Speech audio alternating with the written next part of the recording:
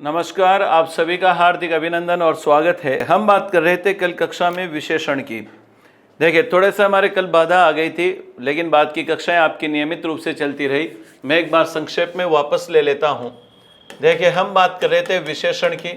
मैं यहाँ वापस समेट रहा हूँ। सबसे पहले हमने बात की गुणवाचक विशेषण की, और दूसरा हमारा हो गया था कौन सा? संख्यावाचक विशेषण। यहाँ तक हम पढ़ चुके थे। संख्यावाचक विशेषण को हमने दो भागों में बांटा था, निश्चित और अनिश्चित। निश्चित संख्यावाचक विशेषणों को भी हमने 5 भागों में बांटा।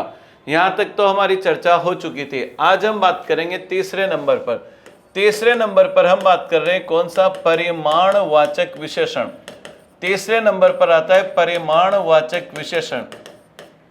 ठीक है, यहां से प्रारंभ कर लेते हैं हम परिमाणवाचक विशेषण से। लक्ष्य, दीप्ति, अंजलि, मोहित, लक्ष्य, मुनेश चौधरी, सभी का स्वागत है। अब देखिएगा, परिमाणवाचक विशेषण की अगर हम बात करें तो इसे हम 2 भागों में बांट सकते हैं। कितने भागों में बांटा हमने? 2 भागों में। देखिए, एक आता है कौन सा? निश्चित परिमाणवाचक विशेषण। निश्चित परिमाणवाचक विशेषण, निश्चित परिमाणवाचक विशेषण। और एक आता है अनिश्चित परिमाणवाचक विशेषण। निश्चित परिमाणवाचक विशेषण और अनिश्चित परिमाणवाचक विशेषण। देखिए, संख्यावाचक को कहते हैं, एक बार मुझे यहां लिख के बता दीजिए, संख्यावाचक विशेषण कंप्लीट थे, कोई समस्या तो नहीं है? संख्यावाचक विशेषण कंप्लीट थे, कोई समस्या तो नहीं है? चले, यस सर, बिल्कुल सही है। फिर भी आपका प्रश्न हो तो कमेंट बॉक्स में जाके मुझे लिख दीजिएगा, कोई समस्या नहीं है। निश्चित संख्यावाचक, अब देखिए, जो संख्या होती है, जो संख्या थी वह तो गिनी जाती थी, गिनना। और यहां पर क्या आएगा? नापना, या फिर क्या आ जाएगा? तोलना। नापना या फिर क्या आ जाएगा? तोलना। अब क्या परिभाषा देते? वे विशेषण जो नापने और तोलने संबंधी विशेषता, नापना और तोलने संबंधी विशेषता को प्रकट करते, उन्हें क्या कहते हैं? परिमाणवाचक विशेषण कहते हैं। नाप तोल संबंधी विशेषता को प्रकट करते, उन्हें परिमाणवाचक विशेषण कहते हैं। सानू सर, पीडीएफ नहीं आई। चलिए, आज चेक करवा लेता हूं। वो पीडीएफ कहां है? देवेंद्र जी, वो पीडीएफ देख लेना, वो विशेषण की है ना, तो वो आधी अपलोड हुई थी। चले, मैंने बोल दिया है, हो जाएगा। चले, निश्चित परिमाणवाचक विशेषण और अनिश्चित परिमाणवाचक विशेषण। अब एक ही चीज को मैं 2 तरीके से लेता हूं। देखिए, एक शब्द है कुछ लोग, समझना।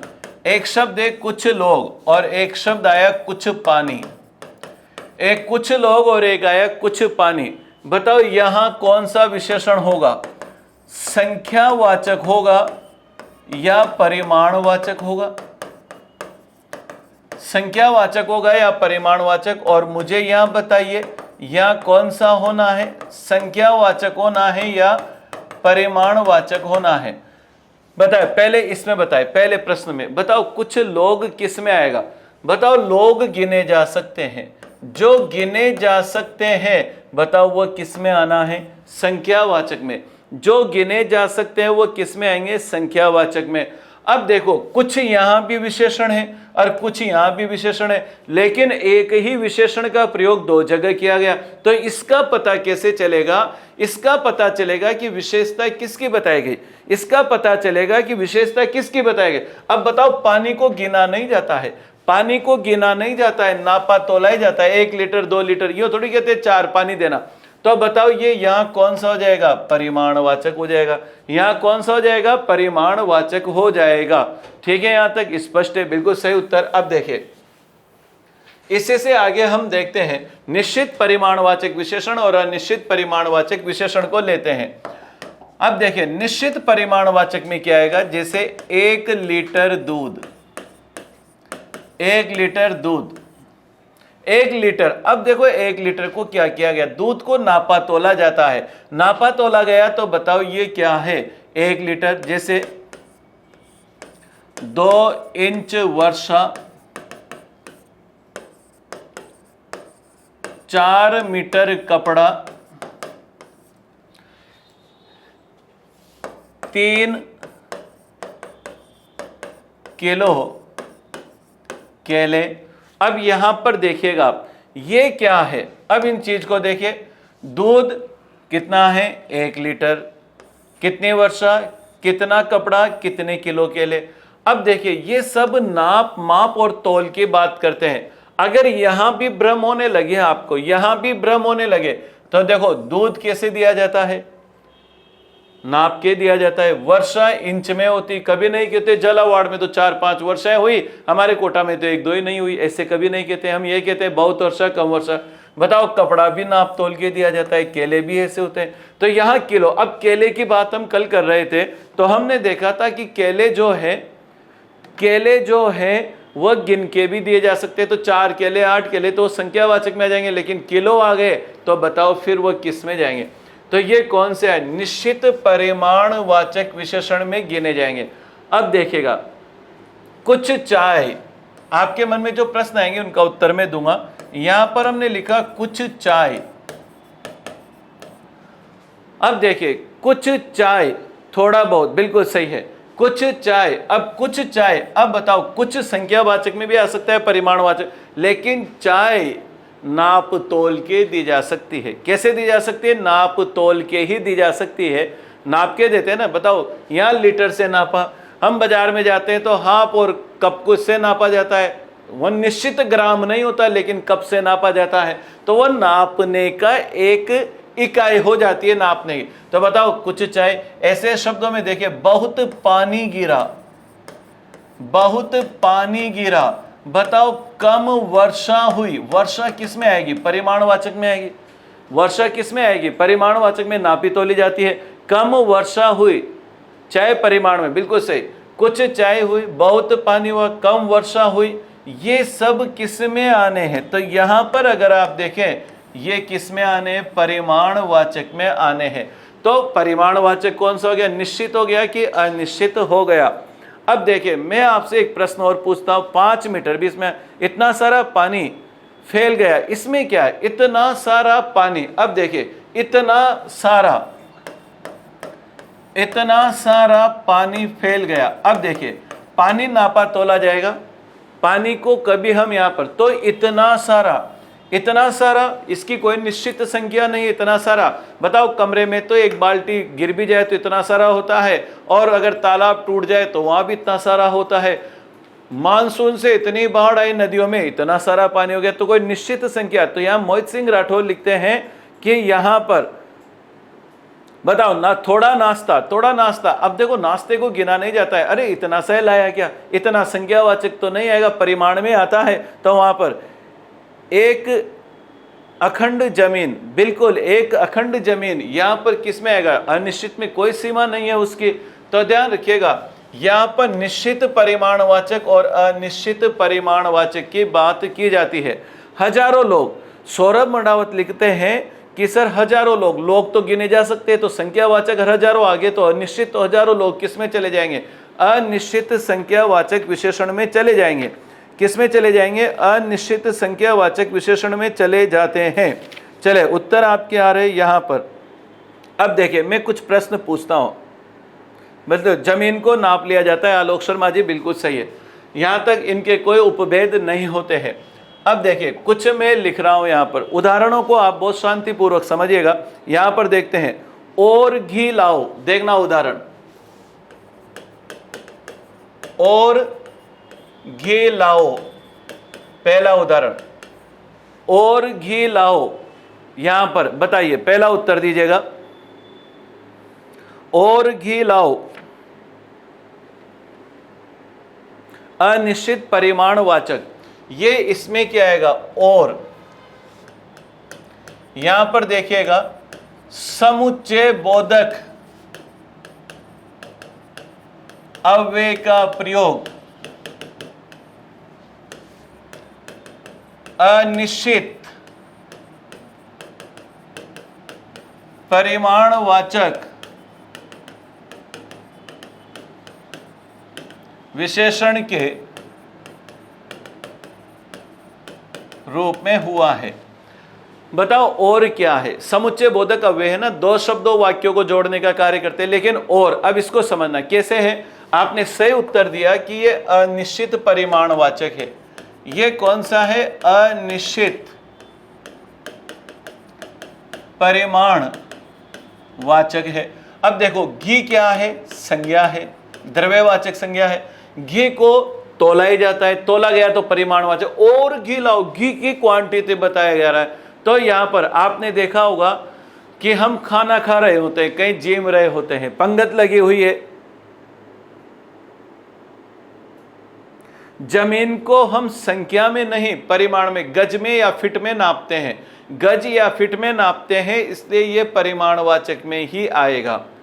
जैसे हम कहते हैं 100 गज का भूखंड है, 100 गज, तो गज नापा जाता है, नापना यहाँ पर, ठीक है अंजलि। अब देखें, और घी, हम खाना जीमने में बात कर रहा था, जीमने की, बताओ हम जीम रहे होते हैं तो हम क्या कहते हैं? और सब्जी लाना, उदाहरण देखना, और सब्जी लाना, यहां पर ध्यान रखना, और सब्जी लाना। बताओ और किसके लिए आया? सब्जी के लिए है। और किसके लिए आया? सब्जी क्या है? संज्ञा है, और संज्ञा की विशेषता बता रहा है। अब सब्जी गिनी तो नहीं जाती, मात्रा में आती है, मात्रा में आए तो बताओ ये कौन सा हो गया? परिमाणवाचक हो गया। और कोई निश्चित नहीं होता तो बताओ ये कौन सा हो जाएगा? अनिश्चित परिमाणवाचक विशेषण। ये कौन सा हो जाएगा? अनिश्चित परिमाणवाचक विशेषण। तो ध्यान रखिए, आपसे ये पूछा जाता है कि किस वाक्य में समुच्चय बोधक अव्यय का प्रयोग अनिश्चित परिमाणवाचक की ओर से किया गया, तो यहां पर आता है। ठीक है, एक बार इसे देख लीजिए। अब मैं लिखता हूं, सारा कुटुंब, देखिए सारा कुटुंब, सब दान, सारा कुटुंब, कौन सा शब्द आया? सब धान, बहुत धान, बिल्कुल बहुत धान, सब धाम। यहां पर बहु तेरा काम, थोड़ी बात,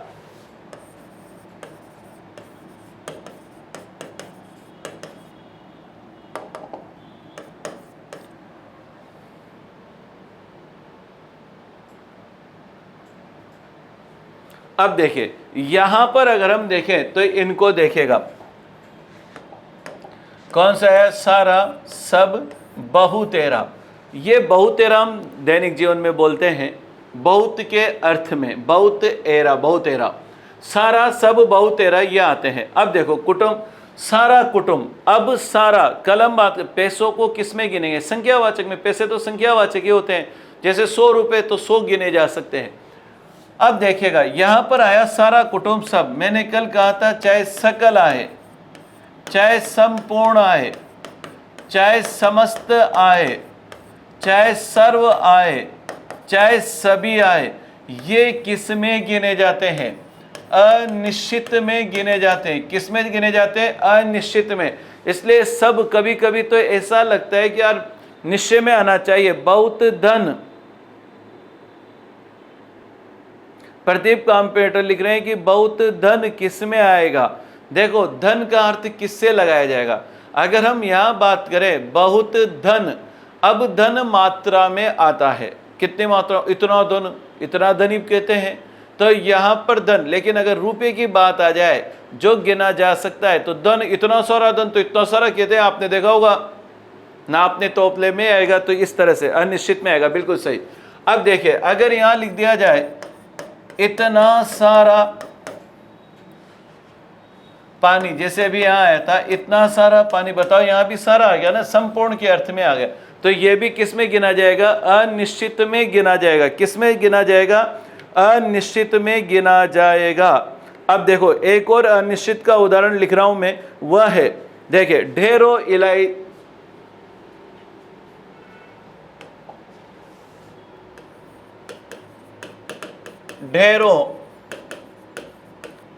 इलायची, ढेरों इलायची, यहां पर ढेरों इलायची किस में आएगा? बताए, उत्तर दीजिए। ढेरों इलायची किस में आएगा? प्रेमचंद लोकदा लिख रहे हैं स्वेच्छा में उपसर्ग, स्व, स्व यानी अपना, स्वेच्छा का मतलब ही अपना होता है, स्व इच्छा नहीं होता है, स्वेच्छा, मैं स्वेच्छा से जा रहा हूं, स्व प्लस इच्छा, अनिश्चित। ढेरों इलायची, अब देखो ढेर हो गया, इलायची को नापा तोला जाता है। तो ध्यान रखिए यहां कौन सा आ जाएगा, अनिश्चित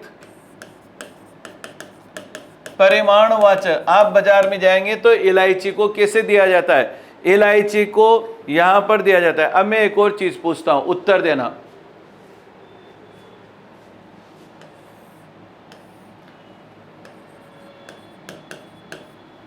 मुट्ठी भर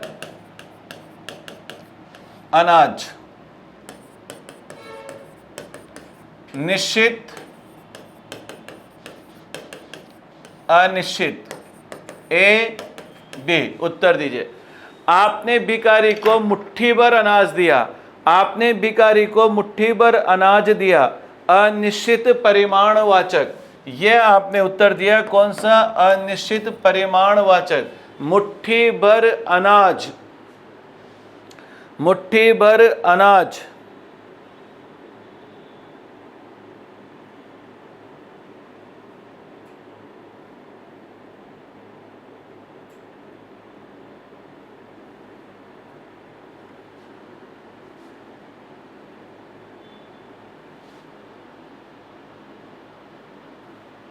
नहीं, यहां पर किस में आना है, मुट्ठी भर। ये गलत हो गया, मैं गलत लगा गया यहां पर, आप ध्यान दीजिएगा। मुट्ठी भर अनाज ये किस में आएगा, अनिश्चित में आएगा। सॉरी यहां पर गलती हो गई, मुट्ठी भर अनाज अनिश्चित में आएगा, बिल्कुल सही, मुझसे लिखने में गलती हो गई, इसे सुधार करें। मुट्ठी भर अनाज, मुट्ठी निश्चित नहीं होता है, समझिएगा, यहां मुझसे गलती हो गई, अनिश्चित आएगा, अनिश्चित आएगा। सुरेंद्र जी, मनीष जी, सोनू जी, आप लोगों ने सही लगाया था पहले, बाद में गड़बड़ हो गया। यहां पर ध्यान रखिए, मुट्ठी भर अनाज, इसको समझिएगा क्यों आएगा अनिश्चित में। एक मुट्ठी नहीं, मुट्ठी भर अनाज और एक मुट्ठी कहने में बड़ा अंतर है। मैं एक छोटा सा उदाहरण देता हूं आपको। हम जब उनसे चंदा मांगने गए, जब हम उनसे भंडारे के लिए अनाज मांगने गए, तो इतने बड़े आदमी थे, मुट्ठी भर अनाज दिया। अब मुट्ठी भर अनाज का मतलब बताओ, मुट्ठी है कि थोड़ा है, या मुट्ठी का मतलब मुट्ठी है कि थोड़ा है, ये बताइए, कमेंट करिए। या मुट्ठी भर का मतलब सिर्फ एक मुट्ठी है कि थोड़ा है। वेरी गुड, कृष्ण मुरारी ने उत्तर दिया थोड़ा। अब थोड़े की कोई मात्रा थोड़ी होती है। मान लीजिए हम तो अपेक्षा करके गए थे यार वो 500 किलो अनाज देगा, लेकिन 50 किलो पकड़ा दिया, तो क्या कहते, इतना बड़ा आदमी और मुट्ठी भर अनाज दिया है। तो बताओ मुट्ठी भर आदमी का मतलब थोड़ा, और थोड़ा अनाज, अनाज गिना नापा तोला तोला जाता है। तो यहां पर किस में आ जाएगा, अनिश्चित वाचक में आएगा। तो यहां कौन सा आ जाएगा, अनिश्चित परिमाणवाचक। किस में आना है, अनिश्चित परिमाणवाचक में आना है। चले मैं 2-3 और लिखता हूं।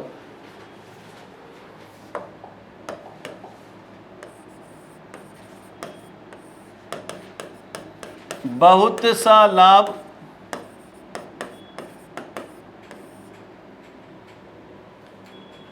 बहुत सा लाभ। चलो इसको पहले ऊपर वाले लेते हैं। ये किस में आएगा, लाभ थोड़ा बहुत ही होता है, तो ये भी किस में आना है, अनिश्चित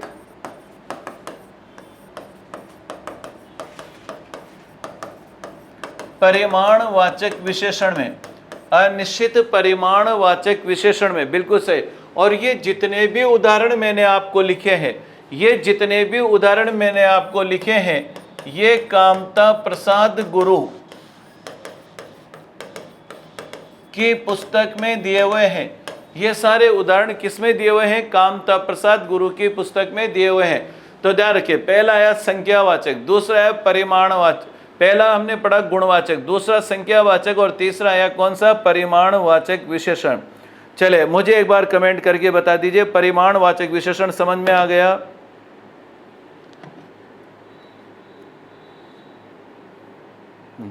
चले अंतिम प्रश्न पूछ लेता हूं, देखना।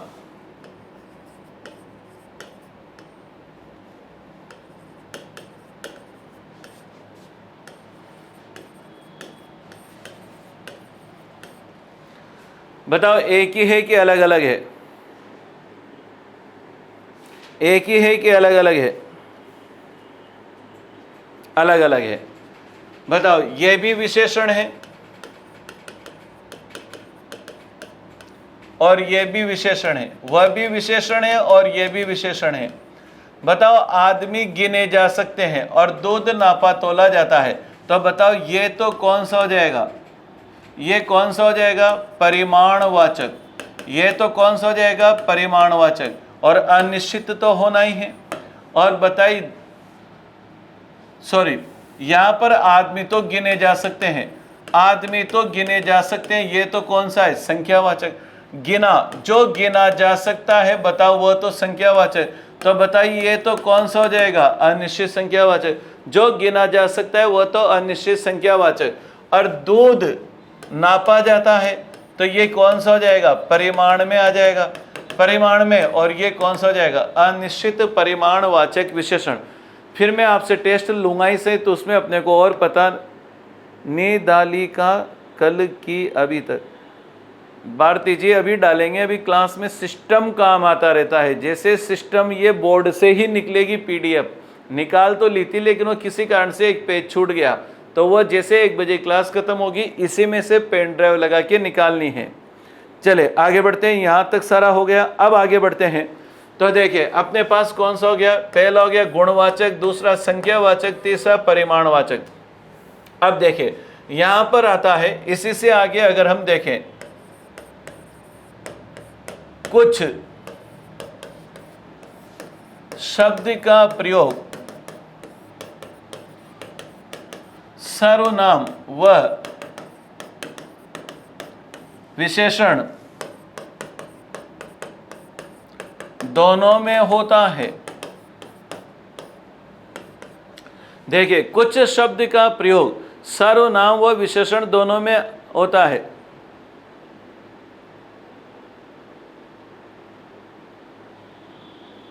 चले यहां पर आता है कुछ शब्द का। देखो कल की क्लास के बारे में, सर कल की क्लास का फुल वीडियो भी नहीं आ रहा है। कल की क्लास 20 मिनट चलने के बाद बंद हो गई थी, क्योंकि सर वो नेट डाउन हो गया था, इसलिए वो क्लास नहीं चल पाई थी। इसलिए कल का मैंने आज रिपीट कर दिया, कल का मैंने आज रिपीट कर दिया। कोई दो राय नहीं, आप क्रमबद्धता से वो चल रहा है। कल की क्लास चलते चलते बंद हो गई थी। यहाँ पर आलोक शर्मा जी पीडीएफ क्या करते हैं, जहाँ लाइव क्लास होती है उसके बगल में लिखा रहता है स्टडी मटेरियल, वहीं पर सारी पीडीएफ आपको सभी कक्षाओं की मिल जाती है। तो कुछ शब्द का प्रयोग सर्वनाम व विशेषण दोनों में हो जाता है। अब देखिए कुछ शब्द का प्रयोग किस किस में हो रहा है, एक तो ध्यान दीजिए सर्वनाम में और एक विशेषण में। इसको समझने से पहले, उससे पहले अब ध्यान दीजिए, एक चीज ध्यान दीजिएगा, कुछ सर्वनाम और कुछ विशेषण क्या अंतर है।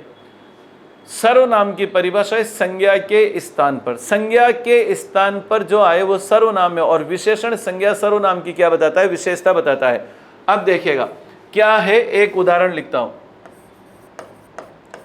वहां कुछ है, एक तो हमने ये लिखा, पहला वाक्य देखिए, और दूसरा वाक्य आया वहां कुछ लोग हैं। वहां कुछ है और वहां कुछ लोग हैं। बताओ पहले वाक्य में सर्वनाम है कि विशेषण है, पहले वाक्य में सर्वनाम है कि विशेषण है। नहीं, अभी कोचिंग खुलने का कुछ नहीं आया। चले ये अकेला है, इसके आगे पीछे कहीं भी क्या है, विषय संज्ञा नहीं है, तो ये तो किसका कार्य करेगा, ये तो कार्य करेगा किसका, सर्वनाम का। और बताओ दूसरे वाक्य में कुछ क्या है, दूसरे वाक्य में कुछ क्या है, यहां लोग के साथ आया तो दूसरे वाक्य में कुछ क्या है, विशेषण है। और लोग गिने जा सकते हैं इसलिए संख्यावाचक विशेषण है। तो कुछ शब्द का प्रयोग सर्वनाम के रूप में भी हो सकता है, कुछ का प्रयोग विशेषण के रूप में भी हो सकता है। अगला देखिएगा, इसी को लिखता हूं, वहां कुछ हो रहा है, उसे कुछ कुछ होता है।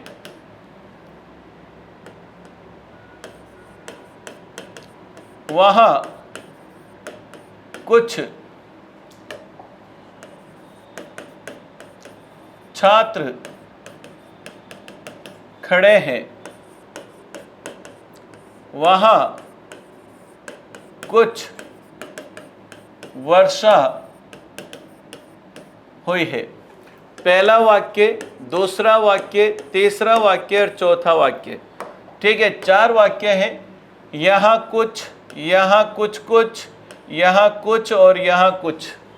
अब उत्तर देना। बताओ, प्रथम वाक्य में कुछ का प्रयोग किस रूप में हुआ है? सौरभ मंडावत ने बिल्कुल सही उत्तर लिखा।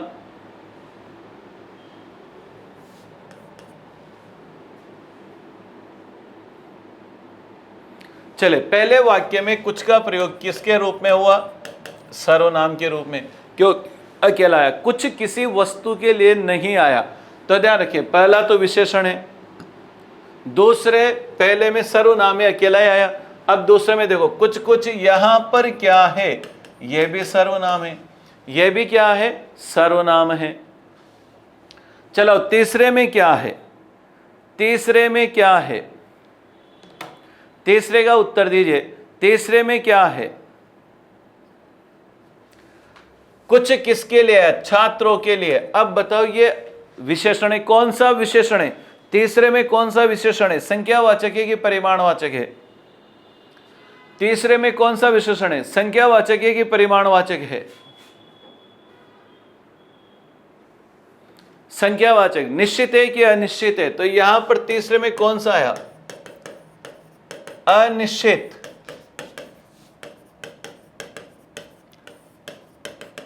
संख्यावाचक विशेषण।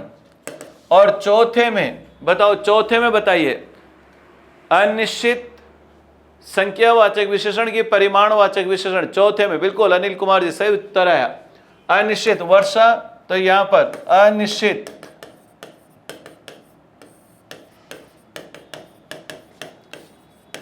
परिमाणवाचक विशेषण। कौन से हो जाएंगे? अनिश्चित परिमाणवाचक विशेषण। तो मेरी बात आप तक पहुंच चुकी होगी कि कुछ शब्द का प्रयोग हम सर्वनाम और विशेषण के रूप में भी कर सकते हैं। कुछ शब्द का प्रयोग हम सर्वनाम और विशेषण दोनों के रूप में कर सकते हैं। चले, अब चौथा आता है अपने पास, कौन सा? ध्यान रखिए, चौथा संकेतवाचक ऑब्लिक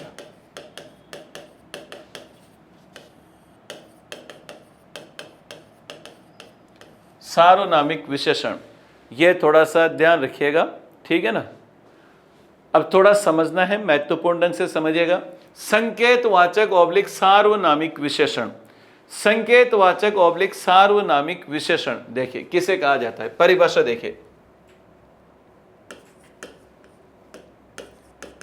वे विशेषण जो किसी संज्ञा की ओर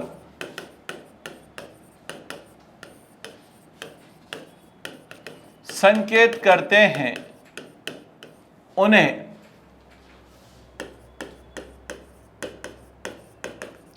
संकेतवाचक विशेषण कहते हैं। पूर्ण विराम। संकेतवाचक विशेषण, संकेतवाचक विशेषण सर्वनाम से, संकेतवाचक विशेषण सर्वनाम से बने होते हैं, इसलिए इन्हें सार्वनामिक विशेषण भी कहते हैं। अब ध्यान दीजिएगा, क्या आया? जो विशेषण किसी संज्ञा की ओर संकेत करे। किसकी ओर? संज्ञा की ओर संकेत करते हैं। संकेत करते हैं इसलिए इन्हें संकेतवाचक विशेषण कहते हैं। दूसरा, संकेतवाचक विशेषण किससे बने होते हैं? सर्वनाम से बने होते हैं, इसलिए इन्हें सार्वनामिक विशेषण भी कहते हैं। इसलिए इन्हें कौन से विशेषण भी कहते हैं? सार्वनामिक विशेषण भी कहते हैं। तो एक चीज समझ में आए हमारे पास, क्या है? देखिए, यह है संज्ञा, और जो यहां सर्वनाम आएगा वह इसकी ओर क्या करे? संकेत करे। तो वह संकेत करने वाला शब्द संकेत करने वाला शब्द सार्वनामिक या संकेतवाचक विशेषण होता है। अब कैसे होता है इसको समझेगा, ये कई बार भ्रमित करता है अपने को। देखो, एक वाक्य लिखा मैंने,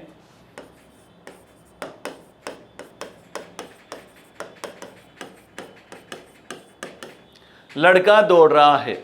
वाक्य लिखा लड़का दौड़ रहा है, इसमें संज्ञा शब्द है लड़का, इसमें संज्ञा शब्द क्या है? लड़का है। यहां तक समझ में आ गया। अब देखिए, इसको रेखांकित कर देता हूं मैं, ये इसको रेखांकित किया तो बताओ ये क्या है? संज्ञा है। अब देखिए, मैंने लिख दिया वह लड़का दौड़ रहा है, वह लड़का दौड़ रहा है। बताओ वह किसके लिए आया? पहले मुझे लिख के बता दिए, वह लड़के के लिए आया या नहीं आया? वह लड़का दौड़ रहा है। बताओ वह किसके लिए आया? लड़के के लिए आया, बिल्कुल लड़के के लिए आया। ये ध्यान रखिएगा, वह लड़का दौड़ रहा है तो वह क्या है? सर्वनाम है। ये सर्वनाम किसकी ओर संकेत कर रहा है? संज्ञा की ओर। संज्ञा की ओर संकेत अगर संकेत कर रहा है तो ये कौन सा विशेषण हो गया? संकेतवाचक ऑब्लिक सार्वनामिक विशेषण। संकेतवाचक ऑब्लिक सार्वनामिक विशेषण। वह किसकी ओर संकेत कर रहा है? लड़के की ओर। तो हमने क्या कहा? अगर संज्ञा के पहले सर्वनाम आए, लेकिन आने से ही काम नहीं चलेगा, संज्ञा के पहले सर्वनाम आने से काम नहीं चलेगा। वह किसके लिए आया हो? संज्ञा के लिए, तभी वह सार्वनामिक विशेषण कहलाता है। अब देखिए, 2-3 उदाहरण लिखता हूं मैं। वह छात्र जा रहा है,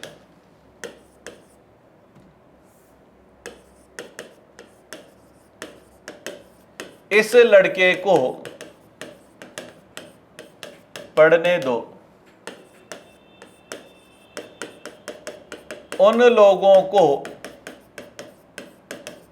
जाने दो।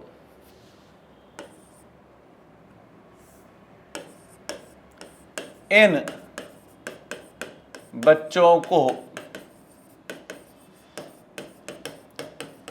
खेलने दो। वे छात्र हंस रहे हैं। अब देखिएगा, बहुत सरल सा मैंने लिखा है।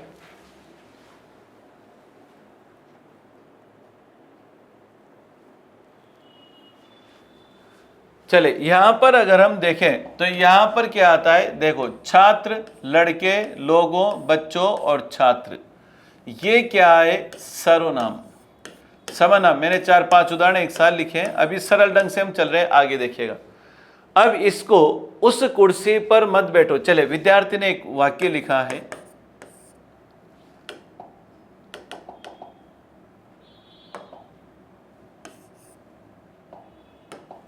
देखो, उस कुर्सी पर मत बैठो। यहां पर हो गया, ठीक। अब देखिएगा, ये जितने भी सर्वनाम, बताओ वह किसके लिए आया? वह छात्र प्रयोग, वह छात्र, बताओ ये इसके लिए आया, इसके लिए। इस लड़के को बुलाओ, ये हो गया। उन लोगों को, इन बच्चों को, वे छात्र, उस कुर्सी। तो बताओ ये क्या है? संज्ञा है। ये क्या है? सर्वनाम है। और ये सर्वनाम इसकी ओर संकेत कर रहे हैं, संकेत कर रहे हैं, तो ये कौन से विशेषण कहलाएंगे? संकेतवाचक ऑब्लिक सार्वनामिक विशेषण। संकेतवाचक ऑब्लिक कौन से विशेषण हो जाएंगे? सार्वनामिक विशेषण है। संकेतवाचक ऑब्लिक सार्वनामिक विशेषण संज्ञा के लिए, ठीक। तो हमारी ट्रिक क्या हो सकती है? हमारी ट्रिक हो सकती है कि संज्ञा के पहले क्या आए? सर्वनाम आए, लेकिन शर्त यह है, शर्त क्या है? इसकी ओर संकेत करे। अब मैं 2 प्रश्न पूछ रहा हूं, ध्यान दीजिएगा। यहां तक स्पष्ट होगा मेरे हिसाब से, यहां तक स्पष्ट है। अब देखिए, मैं आपसे पूछ रहा हूं,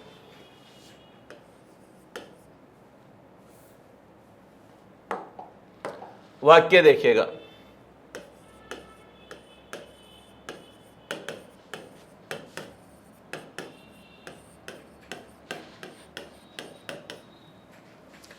पहला वाक्य,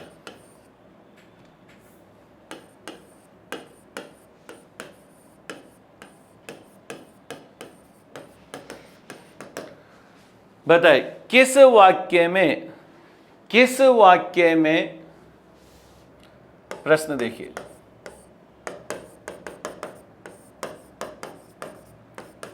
किस वाक्य में संकेतवाचक ऑब्लिक सार्वनामिक विशेषण का प्रयोग हुआ है?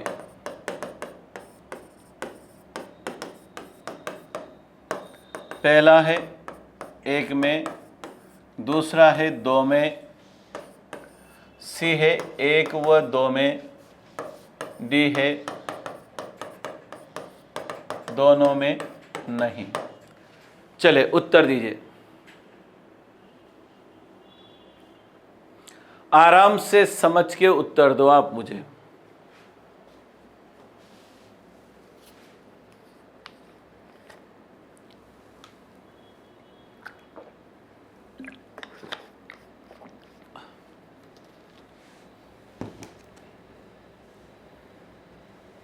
आराम से समझिए और मुझे उत्तर दीजिए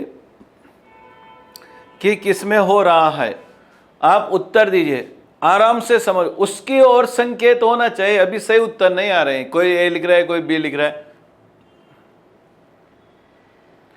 उत्तर लिखिए, ए लिखना है, बी लिखना है।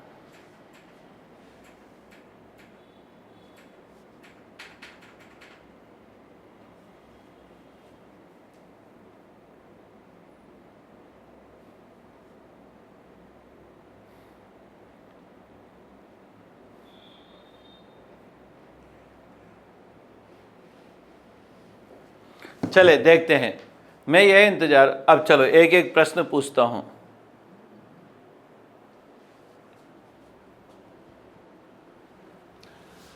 बताओ वह किसके लिए आया? सोचना, वह किसके लिए आया? अब उत्तर दीजिए, वह छत के लिए आया कि नहीं आया? वह छत के लिए है या नहीं है? वह सर्वनाम छत के लिए आया है कि नहीं आया है? मुझे तो सिर्फ इतना सा सोचो इस पे, वह छत के लिए आया है कि नहीं आया है? चलो देखते हैं, नहीं आया है। वह छत पर खेल रहा है, वह तो किसी अन्य के लिए आया है, तो यहां तो क्या होगा? अन्य पुरुषवाचक सर्वनाम होगा। समझना, एक बार में समझ में नहीं आया, मैं 4 बार उदाहरण दूंगा।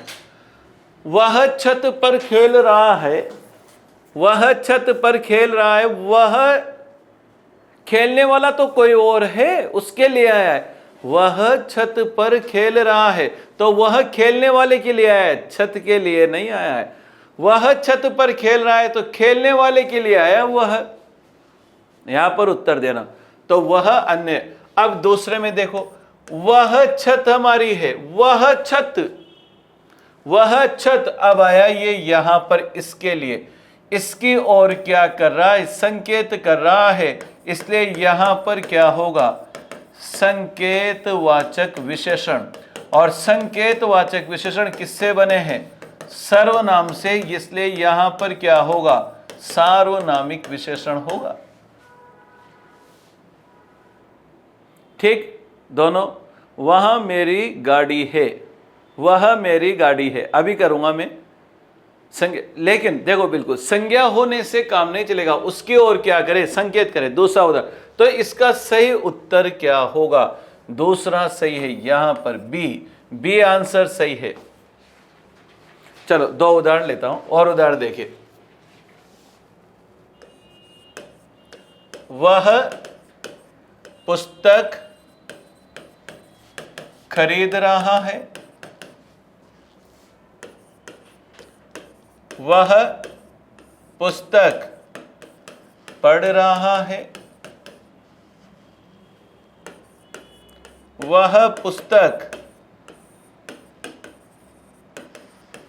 देख रहा है, वह पुस्तक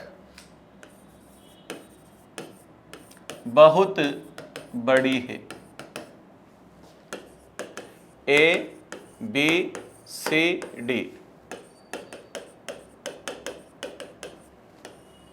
निम्नांकित में से किस वाक्य में सार्वनामिक विशेषण का प्रयोग हुआ है? चले उत्तर दीजिए।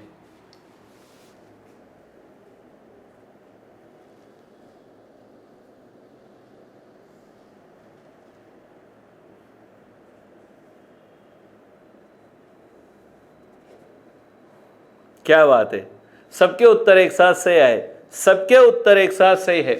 अब देखना, बहुत सावधानी से उत्तर आप दीजिएगा, इस तरह से जरूर पड़ेगा। देखो मैं आपको बता देता हूं, मैंने इस लॉकडाउन में या यहाँ पर संज्ञा सर्वनाम विशेषण क्यों लिए, और भी चीज़ें मैं ले सकता था।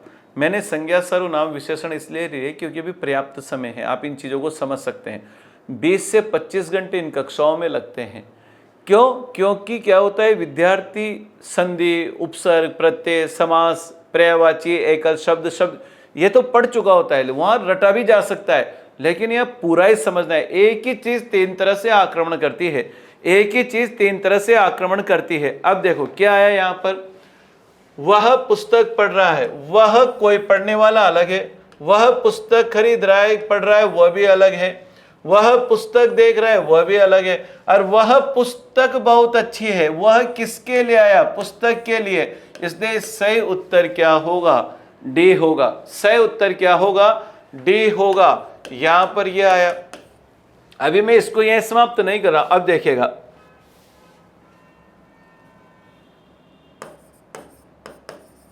यह घर सुंदर है, यह घर बन रहा है, यह घर बड़ा है, यह घर जा रहा है।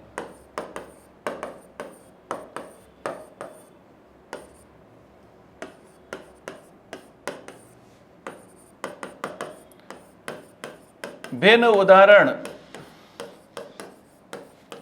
वाले वाक्य का चयन कीजिए। चले दीजिए।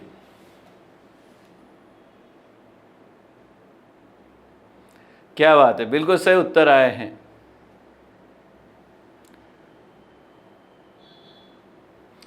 अब देखो यहां पर समझना, आप क्या उत्तर आया। यह घर सुंदर है, यह घर के लिए आया, यह घर बन रहा है, यह घर के लिए, यह घर बड़ा है, घर के लिए, यह घर जा रहा है, यह घर। अब घर तो जा नहीं सकता, तो किसी व्यक्ति के लिए आया, तो बताओ ये क्या है? अन्य पुरुषवाचक सर्वनाम है। कौन सा है? अन्य पुरुषवाचक सर्वनाम है। कौन सा सर्वनाम है? और यहां पर यह सार्वनामिक विशेषण है। यह कौन से सार्वनामिक विशेषण है? बिल्कुल सही उत्तर आपने दिए। अब आगे बढ़ता हूं, इसको और सरल कर लेता हूं मैं चीजों को, देखेगा। अब देखिए, क्या सभी सर्वनामों का प्रयोग सार्वनामिक विशेषण में होता है? तो हमारा उत्तर होगा नहीं। किस किस का नहीं होता है? देखिए, पुरुषवाचक सर्वनाम वह निजवाचक सर्वनामों का प्रयोग सार्वनामिक विशेषण के रूप में नहीं होता है। देखो दो गए अपने पास, कौन कौन से?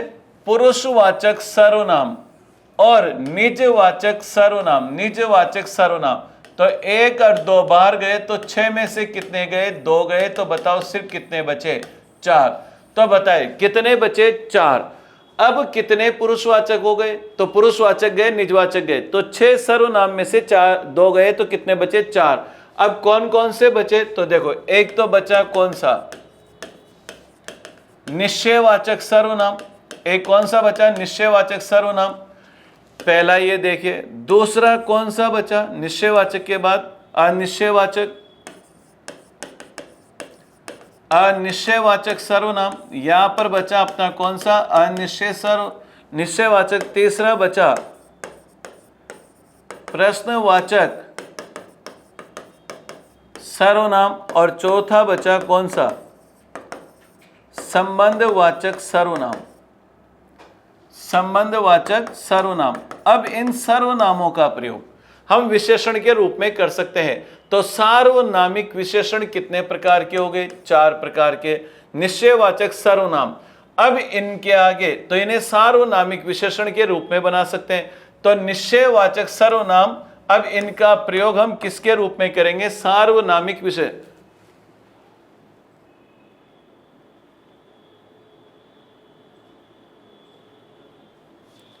अच्छा, ठीक है। देखिए, निश्चयवाचक सर्वनाम, अनिश्चयवाचक सर्वनाम, प्रश्नवाचक सर्वनाम और संबंधवाचक सर्वनाम। अब इसको हम समझते हैं। देखो, यह वाक्य समझना, सार्वनामिक विशेषण के रूप में प्रयोग करते हैं। यह हमारा घर है। और दूसरा देखिए, यह घर हमारा है। पहला आया। दूसरा देखिए,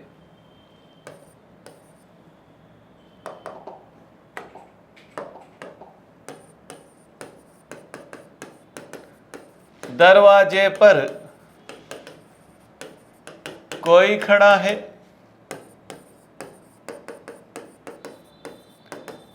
दरवाजे पर कोई लड़का खड़ा है।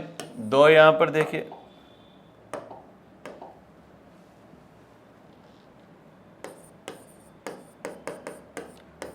दरवाजे पर कौन खड़ा है?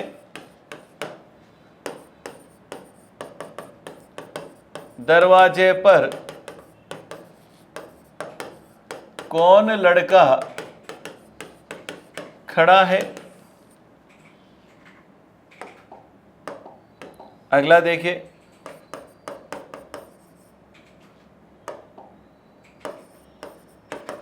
जो करेगा सो बरेगा। जो लड़का करेगा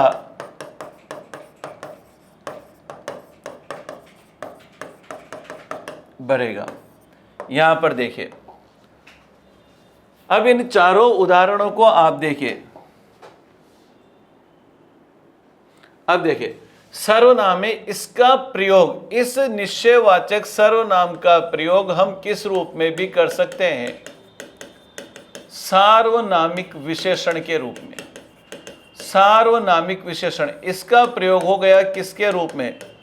सार्वनामिक विशेषण के रूप में। किसके रूप में प्रयोग हो गया? सार्वनामिक विशेषण के रूप में। सार्वनामिक विशेषण। और इसका प्रयोग भी हो गया किसके रूप में? सार्वनामिक विशेषण के रूप में। अब ध्यान दीजिए, सार्वनामिक विशेषण कितने प्रकार के होते हैं? सार्वनामिक विशेषण के कितने उपभेद होते हैं? 4। पहला कौन सा? निश्चयवाचक सार्वनामिक विशेषण, अनिश्चयवाचक सार्वनामिक विशेषण, प्रश्नवाचक सार्वनामिक विशेषण और संबंधवाचक सार्वनामिक विशेषण। इनका प्रयोग, अब देखना, अब उत्तर देना। बताओ, जितने भी मैंने पहले वाक्य लिखे, पहला, दूसरा, इसको मैं चेंज करता हूं। देखो, ये पहला वाक्य, ये पहला वाक्य, ये पहला वाक्य और ये पहला वाक्य। अब नीचे आ जाओ, कौन सा? ये देखो, ये दूसरा वाक्य, ये दूसरा वाक्य, ये दूसरा वाक्य और दूसरा वाक्य। बताओ पहले जितने भी वाक्य हैं, पहले के जितने भी वाक्य हैं, पहले के जितने भी नंबर 1 के जितने भी वाक्य हैं वो सर्वनाम है कि विशेषण है? पहले वाले 2 वाला सर्वनाम विशेषण, पहले वाला बताइए, पहले वाला क्या है? सर्वनाम है। पहले वाला क्या है? सर्वनाम है। अब देखो ये कौन सा है यहां पर समझना, ये है अन्य निश्चयवाचक सर्वनाम। हमने कहा था अगर सार्वनामिक विशेषण होगा जस्ट पहले आएगा, निश्चयवाचक होगा तो दूर जाके। तो देखो ये तो निश्चयवाचक सर्वनाम है। ये कौन सा सर्वनाम है? निश्चयवाचक सर्वनाम है। ये तो निश्चयवाचक सर्वनाम है और ये निश्चयवाचक क्या है? सार्वनामिक विशेषण है। ये निश्चयवाचक क्या हो जाएगा? यह घर। देखो अब नीचे आओ, कोई खड़ा है अकेलाया, दरवाजे पर कोई खड़ा है अकेलाया तो सर्वनाम है। अकेलाया तो क्या है? सर्वनाम है। या अकेलाया तो ये तो क्या है? सर्वनाम। लेकिन कोई लड़के के लिए आया, कोई लड़का, तो बताओ ये यहां पर क्या है? विशेषण है। यहां क्या है? विशेषण है। अब देखो कौन खड़ा है अकेलाया सर्वनाम है, अकेलाया क्या है? सर्वनाम है। और कौन लड़का, तो बताओ ये कौन लड़के के पहले आया प्रश्न, तो ये विशेषण हो जाएगा। अब देखो जो करेगा सो भरेगा, जो करेगा, जो अकेलाया कोई संज्ञा सर्वनाम में नहीं आई, तो बताओ यहां पर तो ये संबंधवाचक सर्वनाम आ जाएगा। जो लड़का लड़के के लिए है, सो यानी वह लड़का, तो बताओ यहां किसका कार्य करेगा? विशेषण का कार्य करेगा। तो ध्यान रखिए पहले वाक्य के जितने भी उदाहरण हैं वह सब सर्वनाम के हैं और दूसरा सार्वनामिक विशेषण के हैं। तो सार्वनामिक विशेषण कितने भेद हो गए? 4। ठीक, अब इनको एक बार आप और पढ़िएगा, इनको कल और पढ़िएगा। एक बार संक्षेप में विस्तार से जैसा आप कहेंगे इस पर हम चर्चा कर लेंगे। विशेषण पर आप और पढ़िएगा, अभी विशेषण हम कल और पढ़ेंगे। विशेषण 4 प्रकार के हमने मूल रूप से पढ़े, लेकिन इनके उपभेदों पर भी हम चर्चा कल करेंगे। ठीक है, तो नियमित रूप से पढ़ता रहिएगा। अब मैं आपसे अनुमति लेता हूं। अगली कक्षा भगवान गुरु सर की रहेगी, फिर उसके बाद इकोनॉमिक्स की रहेगी। ठीक है, पीडीएफ में आज ढूंढ कर दिलवा देता हूं। चले, बहुत अच्छा समझ में आया सर। सौरभ जी बहुत बहुत धन्यवाद। कोशिश पूरी रहेगी कि हम बहुत अच्छा प्रयास करें और इस अनलॉक की स्थिति में हम समस्याओं को भी अनलॉक करें। धन्यवाद।